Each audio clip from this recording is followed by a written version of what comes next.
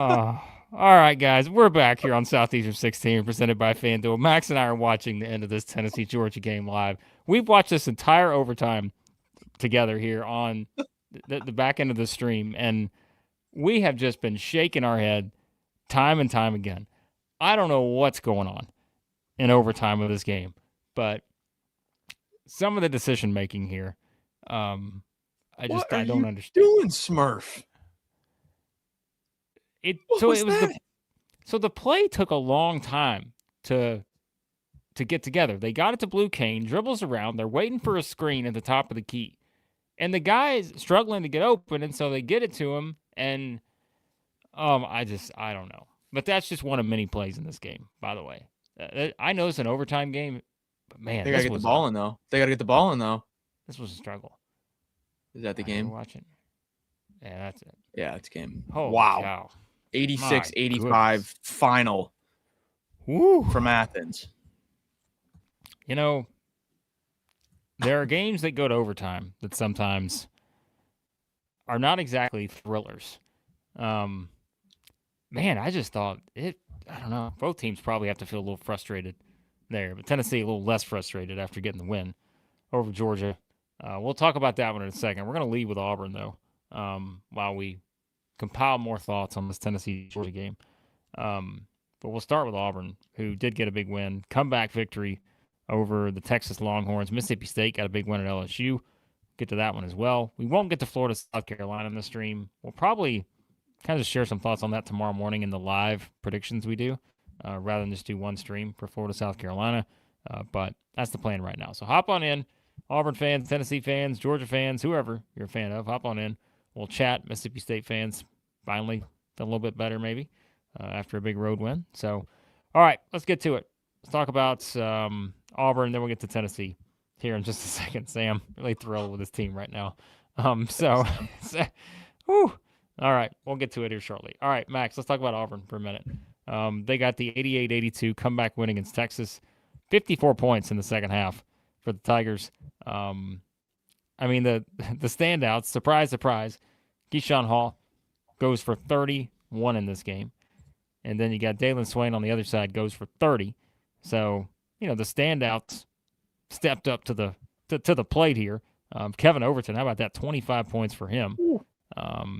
Yeah, this was one I remember it. So I'm watching the first half, and what is it? Texas starts like 7 to 10 from 3. Yep.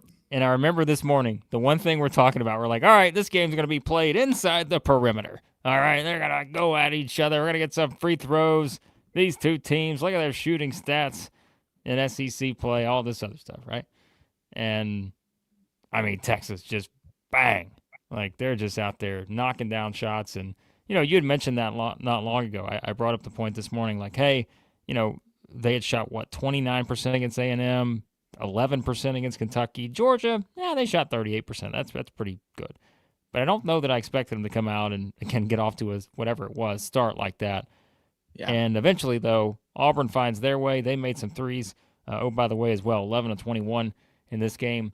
It's a pretty entertaining game here between these two, and a big win for Auburn now. Tigers, who were 1-3 in the SEC, we had plenty of questions about them at that point. Here they are now, 5-3, right back in this thing. Right back in this thing. You're on the same train of thought there as Benson in a box. Oh, WD feels good to be back on the front foot in the conference. $5 super chat. Thank you, Benson.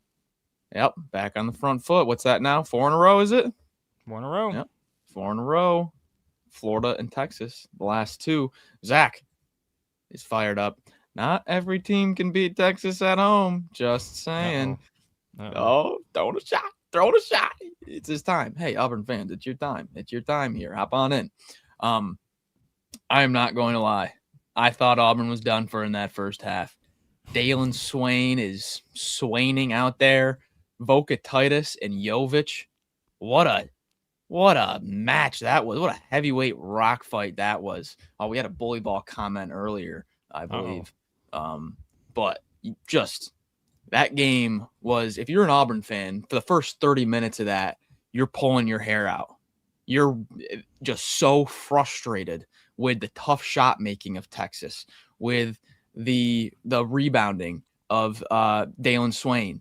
seven defensive boards. Couldn't grab too many O boards. Only 6 offensive rebounds for Auburn tonight. Volky Titus has got Jovic in foul trouble. He's got Murph in foul trouble. Frustration brewing. And then it pops. KO. Back-to-back threes. Keyshawn Hall hits a few threes. Getting some and ones. Sebastian Williams-Adams with some really nice defense. He had that one possession. He got switched on to Jordan Pope and held his own like he was 6 inches shorter moving those puppies. Get those puppies organized. Yeah, heck of a second half. Not the cleanest game. Pretty choppy. A lot of free throws, but tough, physical, hard-fought game. Yeah, that Overton game, I thought specifically, what was it, the game against NC State, where he went, I think it was 6-9, almost had 30 points or something like that. Crazy. I feel like such a big part of that win against NC State, and now, like in this one, you have him go for, I think this was it his second best three-point shooting? I'm looking at the stats here. Yeah, 5 of 7. He went 5 of 7 against Queens, but in terms of like impact, he had only made 1 3 combined in the last 3 games. And so to have him come out, have a shooting performance like that, you get a guy get a little mojo back, a little confidence in his shot. And yeah, Zach brings up the point about how Auburn only turned it over 3 times in this game. So that's something else where, you kind of are getting the shots you want. And that's been our biggest knock on Texas, right? It's just the defense for Texas. For all that we picked on Auburn about at one point about a month ago, man, Texas defensive numbers now, you look at them, 110 in defensive efficiency, 319 in turnover percentage defense, 272 in three-point defense, that one 35.6%. They don't really get a lot of blocks. Like, it's just, like defensively, man, there's just no resistance there. So, yeah, Auburn took advantage of that, got the shots they wanted, and like I said, I think Overton certainly the big story here for me, just based on guy who had that kind of performance, and if you can get that from him, it may not happen every single night, but that just gives this team that was already, as we said, an elite offensive team, a different dynamic. They moved in the top 10 now in offensive efficiency. I don't remember were they like 13, 14, something like that coming into this game? But yeah, put up 88 here, and very impressed with Auburn's rally here. And I think, too, like, remember, not long ago, people are asking questions about Steve Pearl. And they're like, hey, can Steven Pearl get this done? And I'm not saying this is a finished product yet. They've only played 21 games. But I think to see them rally the way they have after losing that game at Missouri, where you're sitting there at 1-3, and you're just wondering, hey, is this team just going to kind of be up and down the rest of the way? They got a tough stretch coming up. We'll talk about their schedule in a second. But, hey, to navigate these last 4, obviously the win at Florida is the one that stands out the most. But even a game like this, a comeback win where you get down early, Texas is hot, and, yeah, good win for Auburn. Here's a crazy stat for you. Little on-the-fly stat. Just found it. Texas, coming into this game, when shooting 40% from 3 or better, let me just double-check here to make sure I've got this stat correct, was 1-0. 2, 3, 4, 5-0 when shooting 40% or better from 3 coming into this game. You get 46% from 3 for Texas. This is the first time all season that the Longhorns have shot 40% or better from 3 and not won the game. And you got 30 from Dailyn Swain. And Jovic only plays 14 minutes in foul trouble. You tell me that's the case, I say Texas wins this game. Yeah. So, given those circumstances, finding a way to win there in that second half, extending this win streak out to 4-0 before you go to Tennessee on Saturday. Holy smokes, we got quite a weekend in the SEC, folks. Before you get the midweek off. What a win for Auburn here. Pivotal moment in the season. Yeah, no, this slate, the way that it's set up. By the way, Will, I'm going to drop the link to our merch store in the chat. You can hop on in there on that. But, yeah, I think the way the schedule now sets up with where these teams are at, and, of course, we're going to talk about Tennessee in a second, but it is a very exciting slate, to say the least. But, yeah, I mean, that's the story, right, is I think just Auburn continuing to build this momentum. the way they have going into a big game in Knoxville on Saturday. But, too, I think for Texas, man, it's like Texas is 7th in the country in offensive efficiency right now.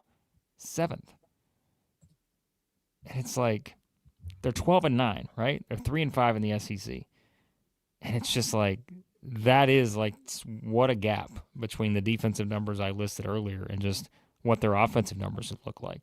And I don't think that's going to change the rest of the season, right? I mean, you look at some of their SEC results now, 88-82, 85-80, 92-88, 101-98. Like, it's just like these guys are playing, 1990s NBA type games.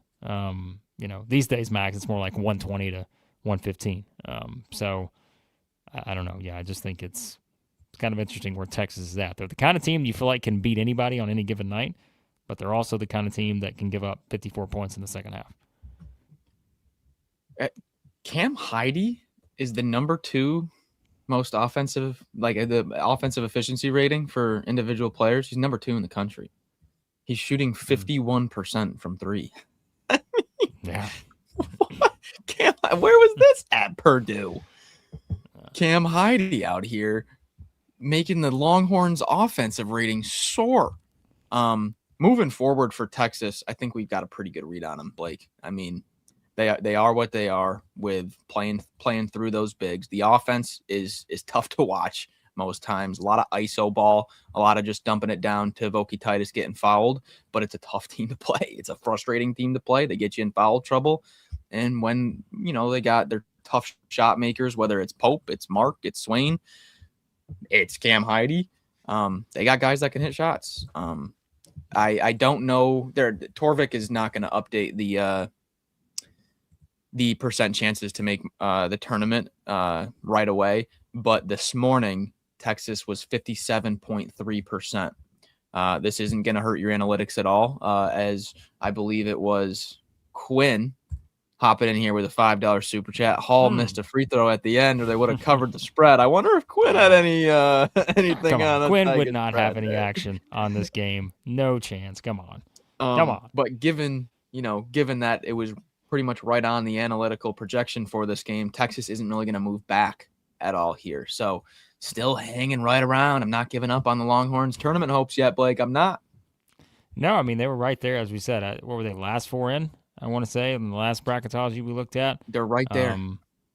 Yeah. So I think that's they're going to be right there too, because that's the thing, right? If you look at the upcoming schedules, we're about to get to Tennessee shortly, and we'll talk about this. But yeah, shout out to Quinn also. I think he had another super chat, a little $2, a little horns down from Quinn with the WDE thrown in there. See, that's smart. That is smart from Quinn. That is. Super chat say he doesn't bet Auburn games. Yeah, absolutely. That's the approach you take. That's because then if you lose, you're double down. Yeah. See, this is why I do the emotional hedge sometimes on our picks. Like tonight, I said I picked Georgia, but I'm going to do a little emotional hedge with Tennessee because it was one of those 50-50 games. So that way, I feel good coming out of it no matter what, right? Yep. So, I can either gloat about our picks, which we always do, or not. So, gosh, Chris. Jeez. I did just look up at the score, though. A minute ago, I looked at it. It was 20-10. Now I look at the score. I'm like, hold on a second. What? It's 33-11 in Columbia? Ooh. Florida. Bounce back spot. But Texas' upcoming schedule.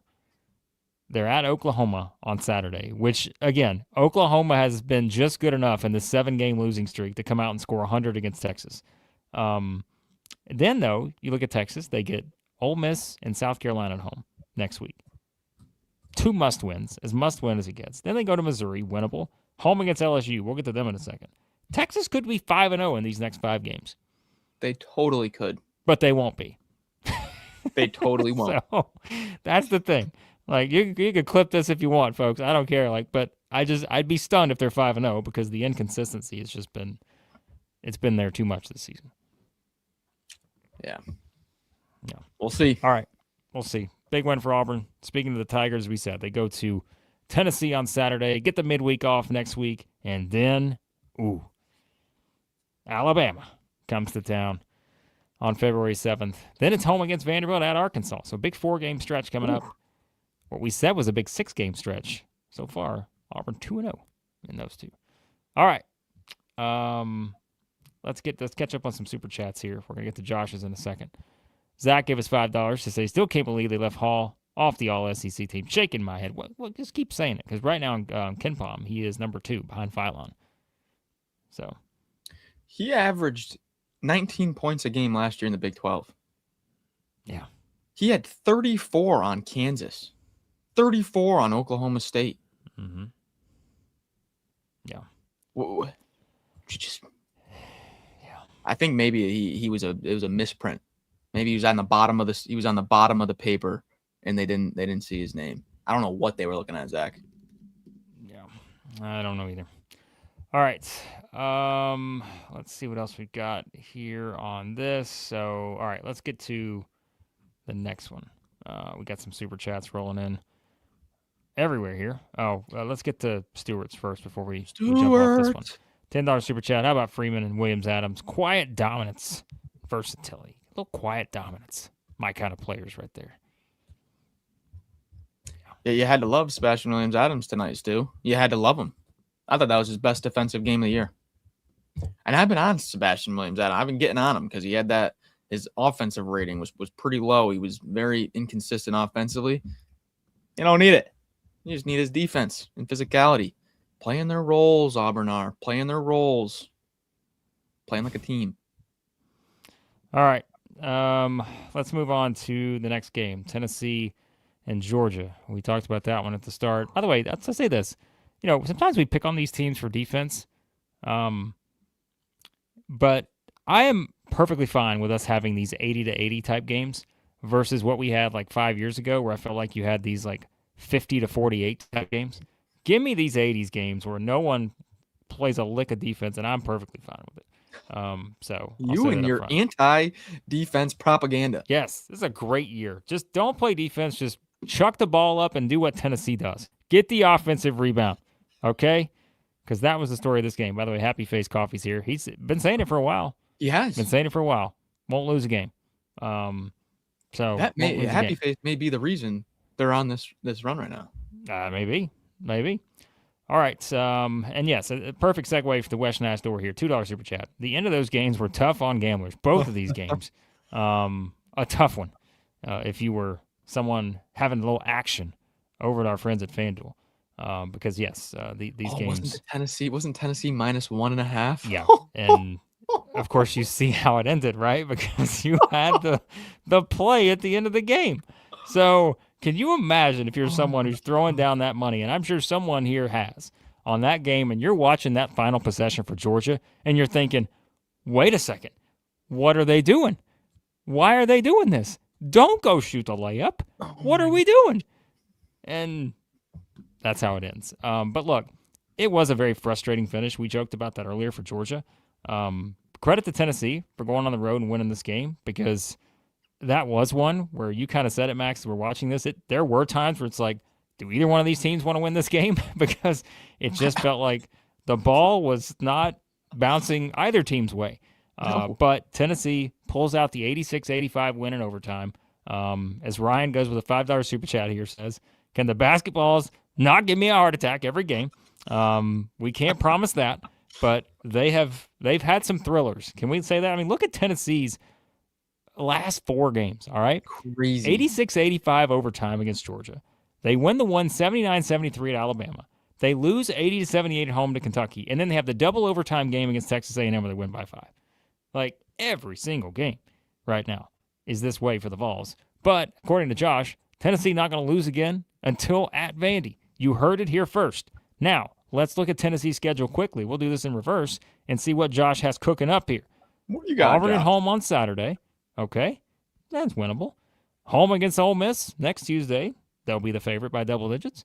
Sure. At Kentucky. We'll see. At Mississippi State. That should be a winnable game. Mm-hmm. Home against LSU. Winnable. Home against Oklahoma. Winnable. Josh, you slide maybe dog. onto something here. Will the Vols be unbeaten heading into that one? We'll find out. But they won tonight, and the reason they won tonight is not because of that final possession. The reason they won is because they absolutely obliterated Georgia on the glass. 26 offensive rebounds. Max Barr brought this up this morning in our preview.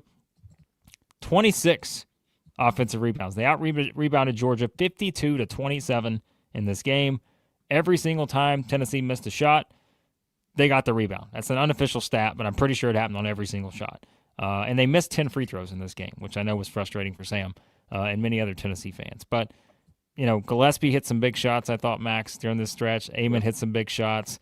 Estrella got some big offensive rebounds at the right time, got some putbacks. Even Bishop Boswell hit a couple threes. I think at key moments had 10 rebounds in this one too.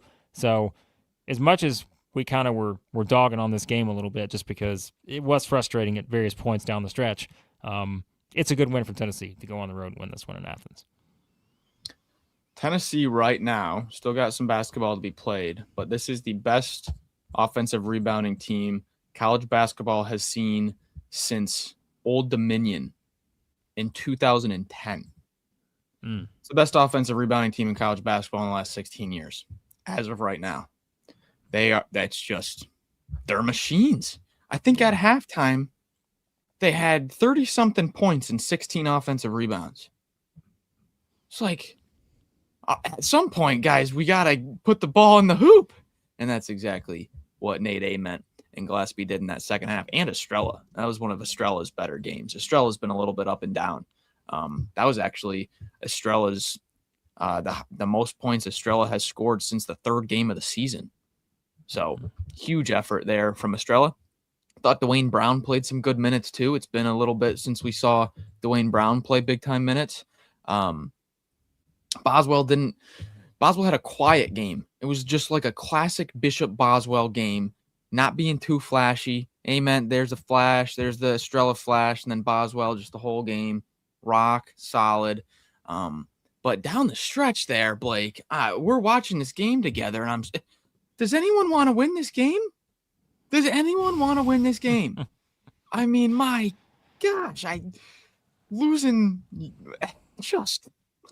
it over here at the shots that Georgia's taken, only down 4, and you're like, what are these shots we're taking? And then, oh my gosh, the play where Boswell flings it up behind his back. Oh man, I forgot about that. Just launches it behind his back. It lands in Estrella's arm. He gets fouled with 1 second left on the shot clock. Could not even get the defensive rebound on a shot that was literally like a guy came down and like hit the spin button on Madden. Like just hit the spin button. And you can't even get the rebound on that one. Like that was a brutal possession for Georgia. Because you did so well to hold Tennessee to that shot and you just could not get there. But that was the story of the game. Like it was fitting because that was the story. And so, yeah, like I think it's one where, I mean, credit Tennessee for finding a way to win this game because, like we said, I mean, they just came out and their best chance to win this game was honestly to do exactly what they did. And that was just go get as many offensive rebounds as they could. And, like, that's the thing. That's what they did. And Georgia just had no pushback at all. And especially when you're thinking about it, like, okay, we give up 26. That's a lot. But, hey, we'll go grab some offensive rebounds. But, like, Georgia only was 7, right? So you're giving yourself only that many opportunities while Tennessee's getting 26 extra opportunities. And, I mean, that's the story here. So, yeah, I mean, again, good win for Tennessee. And I think just seeing different guys step up, too. And that's where, remember how much we're talking about J.P. Estrella early in the season, right? It got off to a tremendous start. And now you kind of have what felt like that first real breakout game for him in SEC play. And so you can build on that if you're the Vols. And yeah, I mean, like Josh said, he may be onto something. You now have back-to-back road wins at Alabama, at Georgia, and you've got a schedule that sets up pretty nicely over the next 3 weeks. And so now's the time. Like if you're Tennessee and you want to look like a team that maybe has a chance to be a Sweet 16 and beyond type group, let's see if they can put it all together. Because you know what? We hadn't seen that consistently this year. You know, you've had your 3-game losing streak. You beat Louisville. You know, you start SEC play up, down, up, down, up, down. And so finally you're streaking here. You got a little mo on your side. So that's why it feels like such a big game on Saturday against Auburn. So yeah, that was JP's his past 2 games have been his career highs in minutes. He had never gotten above 20 minutes before. 26 minutes, 31 minutes in the past 2. He's as healthy as he's been in his career. By the way, did you catch the broadcast calling him JP Estrella? Not pronouncing the L's? Sometimes, honestly, I have it on mute. And that's not a knock on any of the broadcasters out there. I just am usually like, I'm over here like doing other things, and I'll just have like multiple things going, and I just have it on mute sometimes. So I wasn't even listening.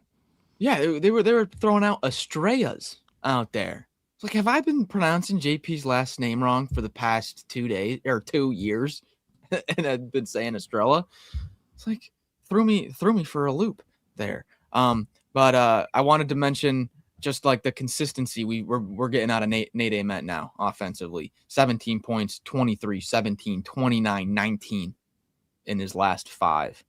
Yeah, some concerns about him in the non-conference.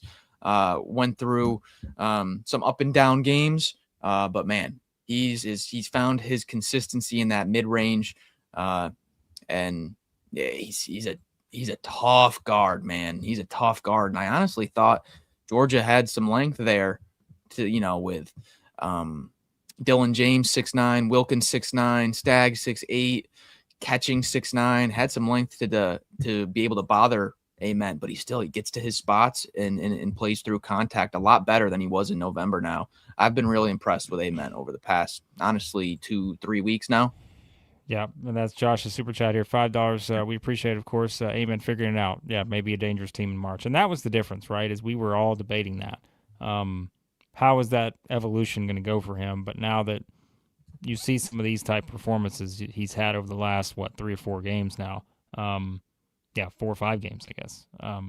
He's starting to, I think, figure out, again, to me, it's the kind of shots he can be successful at in this particular offense and like those sort of things. And and I think too, like rebounding's a big part of that also. Like I think he's someone just with his size and stuff, he's gotta be able to rebound. And look at the minutes, like too. Think about that. If you go to his minutes like early in the season, all right, 23, 25, 24, 26. All right, last 4 games, 38, 38, 36, 43. Now, I know that some of those games have been overtime games, but still, like, it just shows you that I think Barnes is like, all right, we can keep this guy on the floor as much as we need him to. Now he's figuring out a couple of these things. And so, yeah, that's helpful. So I got 2 quick thoughts here. One, RJ's fishing and outdoors. Good to see you. Gillespie's a 3-point machine and great driving. I wanted to ask the chat this.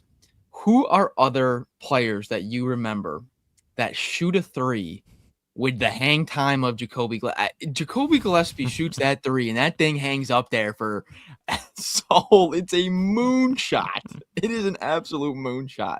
The arc on Jacoby Gillespie's 3. It's like I was having trouble thinking of like other guys that shoot it like that. But it's like in a video game, right? Where like if you have to hold the button to like time the shot, and you remember those like you used to, if you held the button too long, your guy would just go in the air and he would just stay there until you like release the button, and you're like, man, it's just like, like that's how it seems. So, yeah. His ball touches the rafters. He shoots that thing so high, and then I think one of the calls, the play-by-play, said he ripped the net. I always say that, just ripping the net. Thing's soaring up there. And then Devin Downey shot it like that. He was so short and had an arc to it. We got Ray Allen. Chuma did that too. As a good one, Chuma Kiki did that. Yep. That was another one. So kind of that aired out 3-pointer. Yep, good call. Oh, I missed that Chuma team. That was a fun team to watch. And then I had another one. Okay, yes, right here. SC Scout guy. Tennessee looks like a team that will lose in the second round. Now, my question to you guys is any team that we just watched, do you trust any of them to win 3 straight games against anyone? I mean, and you know, you and I were texting about that. I said I had Josh's comment about. No, it's fine. Yeah. I think Josh is exactly right, but I think I want to apply this to other teams too. He says, I think Tennessee making an Elite 8 or losing in the first round, huge variance. I think you can say that about every single team we watched in this early slate. Now, I may just take Florida out of the equation since they're up 28 right now in South Carolina. I think Florida's. I don't think the variance is as high as some of these other ones, but I think for Tennessee, I would even apply it to Auburn. I think any team we just watched in that first group, I think that you could say the same thing about. And the thing is, like, we can take it beyond that. We're not just talking about this group. We're only saying it because they played tonight. But how many other teams would we put in that same category in the SEC right now? That's what I'm saying. Quite a few. So that's why I think this tournament's going to be interesting. We always say it's about matchups. Maybe never more so than this year, where you're going to have a lot of teams. I think they're going to land in that 4 to 10 type seed range. Yep. You know what I mean? So I think that's something to consider. So, I mean, even Florida, like, what if they get a team with a front court that's not going to back down, and Tommy H has a bad night from 3, and you don't get threes from the backcourt, like I don't know, who's like a scrappy, kind of team on the bubble that had like a UCF. UCF's only lost 4 games all year. They've got a ton of, just something like that. Like, and, Tennessee is completely capable. These teams are capable of making it. It's just kind of like the inconsistency throughout this year is going to make it kind of tough to take the SEC far, just because, I mean, there haven't been too many long win streaks in the league. Yeah. All right. So there you go. Just like we said, Tennessee's upcoming schedule, we went through that. For Georgia, now at 4-4 in the league. They're home against A&M on Saturday, at LSU, then home against Florida. So they got the midweek off next week. So we'll see if they can get a big win against A&M on Saturday, coming off this one against Tennessee. Big game. So big game. Big game. West Nashdoor, by the way, also said earlier, we forgot to get this one, $2 super chat. Auburn missed the free throw for the cover. Yeah, so that was 2 bad beats here in these two. Yep. Speaking of, I think we can go ahead and, by the way, and declare this Florida-South Carolina game over. I think this one's a victory for the Gators. We'll see if something comes back. But quickly, Mississippi State at LSU. your ultimate example of the SEC this season. Like, Mississippi State, like, had lost 5 in a row, just got beat by 32 at home to Vanderbilt after getting beat by 20 on the road at Texas A&M. And then they just went into LSU, won 80-66 in a game where they were up 27 in the first half. LSU has now been down at least 27 to Mississippi State and South Carolina in the first half. That is just one of those wild, wild stats. Like, what? That is crazy. That is insane. And it's an LSU team that we said, Max, like, look how many close games they had played. Yeah. And then they just get beat at home to a team that had lost 5 in a row. And not only did they lose 5 in a row, they were 0-5 against the spread, too. They didn't cover against Vanderbilt, didn't cover against A&M, didn't cover at home against Ole Miss or at home against Alabama, and on the road against Kentucky. They were on an 0-5 losing streak and 0-5 against the spread streak. Where did this come from? I don't know. It was 17-5 after 4 minutes. I think Achor and Quincy Ballard had like 9 rebounds combined in the first 5 minutes, and LSU only had 2 as a team. And I think another stat at the under 16 I grabbed was, let me remember it. It was the assists. I think Mississippi State had like 6 team assists to 0 for LSU. Not a single assist in like the first 5 minutes of the game. This thing was over after 5 minutes. It was over. How? How did this happen? I don't know. Like I said, this is just one of those I don't even know what to make of it.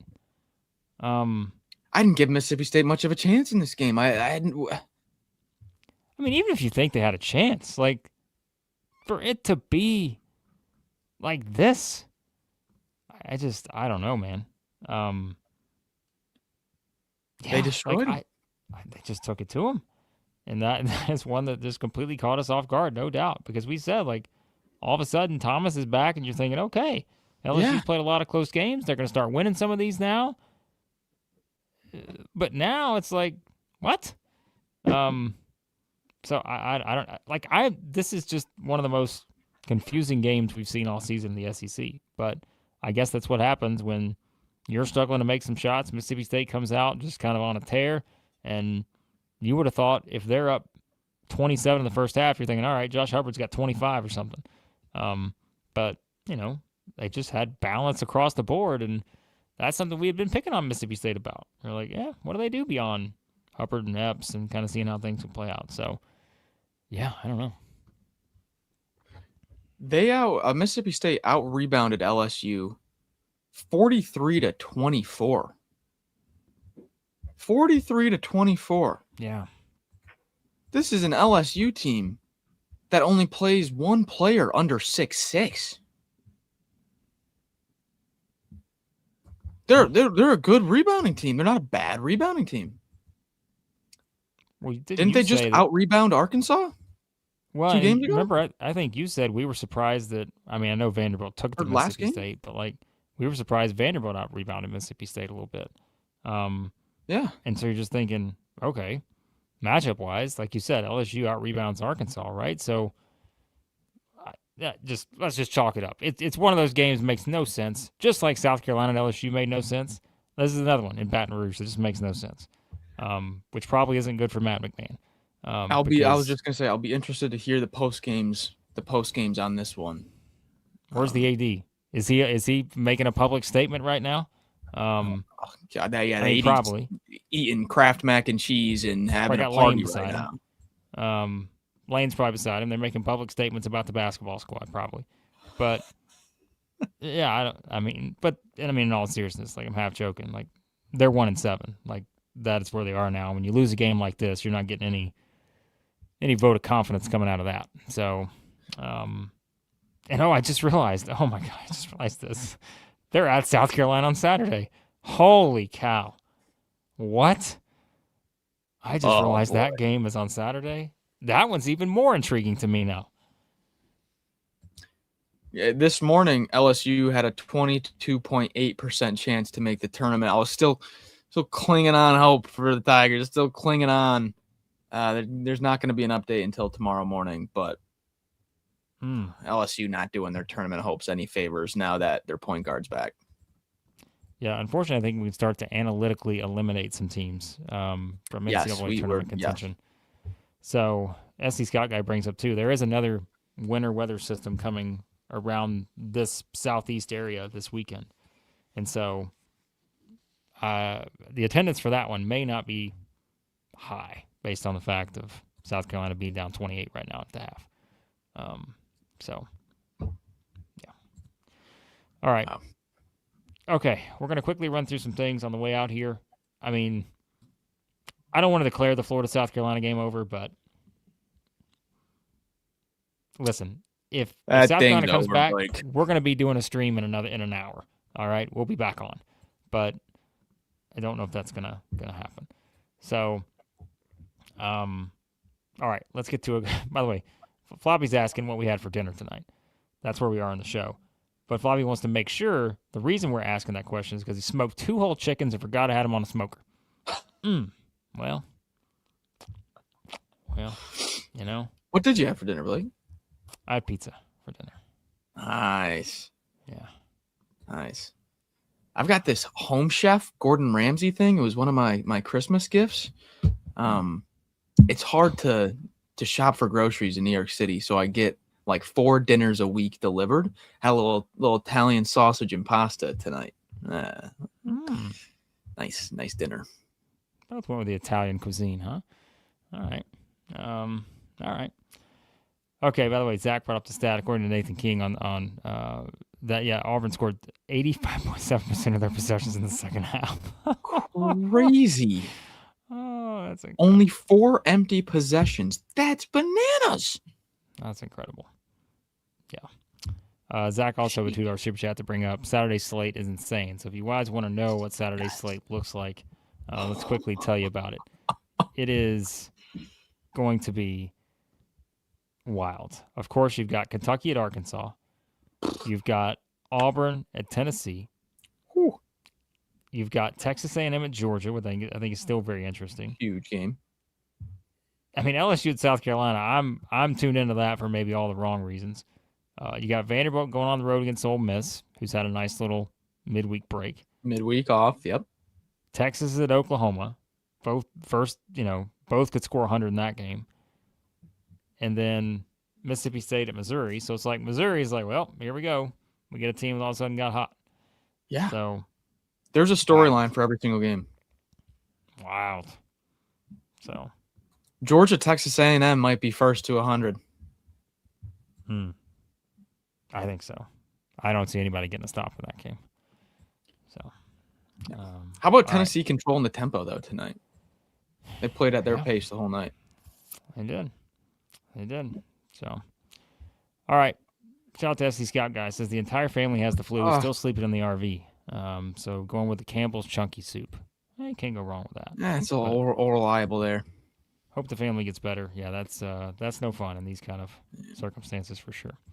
All right. So well wishes to the SC Scout guy and the fam there. And then on the way out here, $5 super chat from Josh.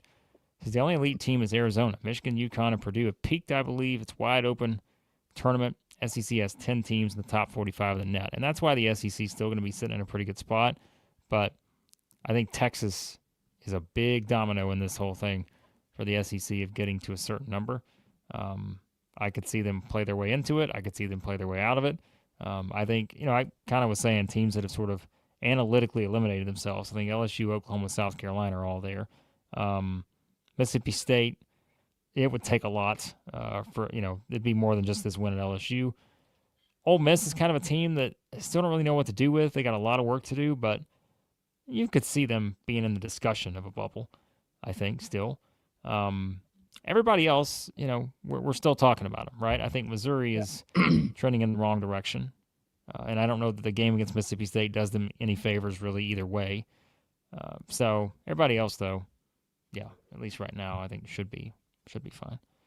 So I'm going to continue victory lapping my takes on Michigan earlier in the year when everyone was crowning them national champs already. They could beat an NBA team. Boo was telling you guys stream after stream. Nope. They're going to come back down. They're going to come back down. They're going to come back down. Told you. Yeah. Arizona looks good. I think we're going to see how some of these other teams perform. There's still, I think those top 2 to 3 seeds, though, I'm not saying, they can't be beaten, but still some pretty good teams in there. The thing with Arizona where they're going to got, because I think Arizona is the best right now too, but where I think Arizona is going to get got is in elite games in the second half, there's a huge difference between Jaden Bradley, Braden Burries, and Anthony Del Orso. It's going to be like you're going to see in March, like Burries and Bradley's minutes are going to be like 40 minutes and 40 minutes. They're going to be on the floor the whole time. Del Orso's a liability out there against elite teams. Even though they're undefeated, they do have a little bit of an Achilles heel with a lack of backcourt depth there. Yeah. Well, who knows? Maybe we'll get a little bracketology, a little gut bracket maybe next week, a little update perhaps. Get to our next one. We both picked UConn in the last one. We'll see if we maybe just both default to Arizona this time and how far we take some of the SEC teams. But, all right, we appreciate you guys hopping in. We're going to hop off here to watch the second half of Florida, South Carolina, which, yeah, I don't really know if it'll be much of a second half. It's out to 30. In this one. Yeah, it's up to 30. So tomorrow, though, quickly, if you're in the chat, we got a lot of you in here. Remember, if you want to join in tomorrow, as of right now, I think it looks like probably only going to be doing a members live show tomorrow. The reason why is because it is Thursday. We've reacted to these games, and I don't really know how we're supposed to react to the Florida, South Carolina one other than saying it's one-sided. So we're going to be doing our members' predictions. So if you want to sit in on the Saturday predictions, a big Saturday, as we said, in SEC basketball, there's the link. Become an MVP or legend. We appreciate you if you're a supporter. But if you want the bonus content, legend, MVP. Sign up for one of those tiers. You'll see exactly when you hit the button what you get. But the bonus content starts with the MVP tier. So upgrade to that, and you can sit in our predictions live tomorrow. We'll do that for MVPs and legends. And then, of course, we'll release the videos afterwards.